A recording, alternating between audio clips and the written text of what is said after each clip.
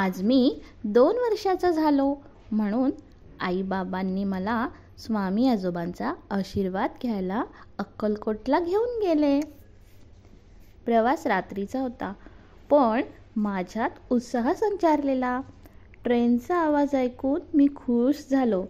मस्त गाणी गुणगुणत मी ट्रेनची वाट पाहत होतो, कारण मी ट्रेनमध्ये पहिल्यांदाच बसणार होतो. जिच्या कुशीत बसून मस्त बाहेर खिडकीतून पाहत पाहत पाहत मी झोपी गेलो. सकाळच्या थंडीत मी अक्कलकोटला पोचलो. अक्कलकोटला वटवृक्ष मंदिरात अजिबात गर्दी नव्हती. मी वटवृक्षाचे दर्शन घेतले. या मठात स्वामींच्या जागृत पादुका आहेत. पादुकांना कान लावल्यानंतर वाद्यांचा वेगवेगळा आवाज येतो, असा स्वामी भक्तांचा अनुभव आहे. स्वामींचे वास्तव नेहमी या वटवृक्षाखाली असायचे.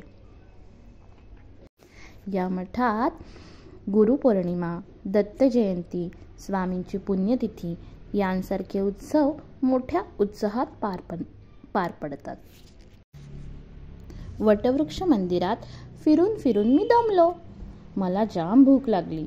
मग मी निघालो स्वामींचा प्रसाद घ्यायला. जवळच स्वामी भक्तांसाठी 5 मिनिट अंतरावर अन्नछत्र महाप्रसाद उपलब्ध आहे. मी प्रसाद खाल्ला आणि जरा वेळ आई, बाबा, आजी, काका यांना विश्रांती दिली आणि झोपून गेलो.